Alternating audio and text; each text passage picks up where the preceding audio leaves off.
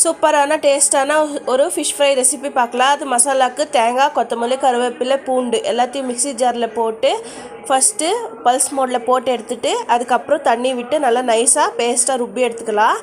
இப்போது ஒரு கடாயில் புளி கரைசல் 1 கப்பு, மஞ்சாத்தூள், மிளகாய்த்தூள், காரத்துக்கு ஏற்ற மாதிரி மிளகாய்த்தூள் ஜாஸ்தி சேர்த்துக்கோங்க, டேஸ்ட்டாக இருக்கும். ருப்புனா மசாலா சேர்த்து எல்லாத்தையும் நல்லா மிக்ஸ் பண்ணி விட்டுட்டு உப்பு காரம் பத்துலேருந்து இந்த ஸ்டேஜில் அட்ஜஸ்ட் பண்ணிக்கின்னு மீனை எல்லாம் சேர்த்து நல்லா ஊற விடுங்க. ஒரு அரை மணி நேரம் ஊறட்டும். இப்போது தவா வச்சு எண்ணெய் ஊற்றி தவா மேலே அந்த மசாலா ஊற்றி உடனே மீனை எடுத்து வச்சு நல்லா மீடியம் ஃப்ளேமில் வச்சு நல்லா செவக்க விட்டு திருப்பி போட்டு மறுபடியும் நல்லா செவக்க விடுங்க. 2 பக்கமும் நல்லா செவந்ததும் அதை தட்டில் எடுத்து சுட சுட சர்வ் பண்ணுங்கள். சூப்பராக இருக்கும். நான் தொக்கி இருந்துச்சு, அதை போட்டு கலந்து சாப்பிட்டு அவ்வளோ சூப்பராக இருந்துச்சு. ட்ரை பண்ணி பாருங்கள்.